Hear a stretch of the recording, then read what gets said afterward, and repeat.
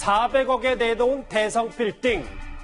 그리고 빅뱅의 멤버 대성 씨가 이 문제가 된 자신의 논현동 빌딩을 매물로 내놓은 정황이 포착이 됐습니다. 그런데 이 건물을 파는 과정에서 이 소속사인 YG 엔터테인먼트까지 관여하고 있는 것으로 보이는데요. 먼저 관련 목소리부터 듣고 얘기 나눠보도록 하겠습니다. 중간에 낀 엔터테인먼트 그 법인 있잖아요. 네, 맞아요. 그거는 YG죠. 예, 그 엔터테인먼트 맞습니다. Y 엔터테인먼트. 지금까지 얘기 안 하고 있습니다. Y 엔터테인먼트 맞습니다. 분명히 작업하고 있는 팀이 있습니다. 한 달 전후보다 그렇게 돼버린 거예요. 지금 400개는 그분의 의사가 반영이 된 거죠. 예, 맞습니다. 저 부동산 중개업체 인터뷰가 너무 생생해서요. 그 얘기 짚어보기 전에 저 속보가 들어왔다는데요.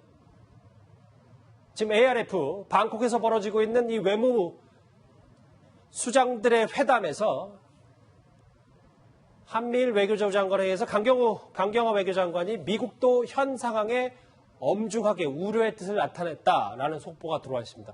다만 일단 기본적으로 우려의 뜻만 표명한 건지 아니면 실제적으로 좀 움직이려는지는 저희가 좀 지켜봐야 될 텐데요. 일단 이 일본의 2차 경제보복 관련해서 미국의 반응이 지금 조금 전에 들어왔습니다. 속보는 여기서 정리하고요. 지금 이 대성 빌딩 얘기로 다시 돌아가 보겠습니다. 양재열 변호사님.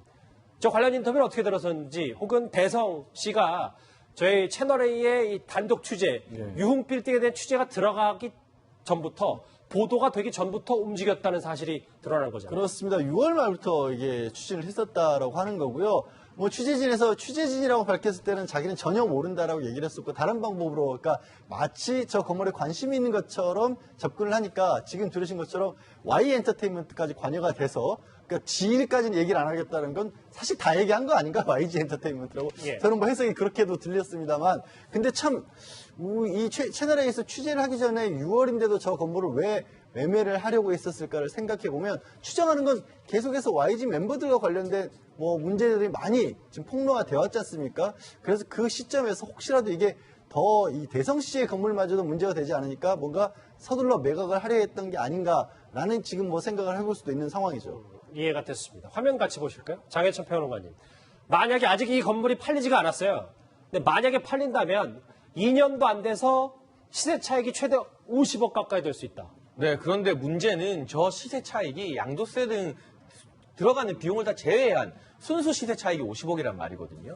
310억에 구매했기 때문에 400억에 팔게 되면 90억이 더 남는 셈이잖아요. 지난 2017년 11월에 대성 씨가 해당 건물 구입했기 때문에 2년도 안 되는 1년 8개월 만에 이만한 시세 차익을 남기게 되는 셈이고요. 실제로 이렇게 수백억대의 건물을 2년 안에 판매하는 경우는 거의 없다고 합니다. 예. 이 건물 구입하는 과정에서 은행에 거액의 융자 같은 경우도 끼어들고 세금 문제도 있기 때문인데 결국에는 이 유흥업소 있는 문제로 논란이 되자 그 논란을 피하는 한편 동시에 시세 차익은 시세 차익대로 다 챙기려는 그러한 움직임이 아니냐는 차원에서 팬들 그리고 여론의 비난이 더욱더 거세지고 있는 상황입니다. 본인 건물의 불법 영업 사실을 몰랐다. 이렇게 지난주에 해명했던 대성 씨였습니다. 관련 목소리 다시 한번 듣고 오겠습니다. 이게 대성이 측에서 모르쇠로 지금 나가는 게 저희 측에서는 진짜 어이가 없고 모를 수가 없는 게 저희 건물에서 미팅을 저녁에도 갖고 저희 가게 들여서 같이 얘기도 나누고 밖에서 룸에서도 얘기 나누고 다 하는데 하물며 저희 이 건물에 연예인이 얼마나 많아요. 대성이랑 연관 취한 연예인도 많이 오고 하는데 그런데 이 얘기도 좀 흥미로워요. 양재열 변호사님. 대성 씨가 벌써 건물 매입 전에 법률 자문을 받았다는 거예요. 네. 그러니까 불법 유흥주점 운영 발각 시 건물주에게 법적 책임이 있나? 이 부분입니다.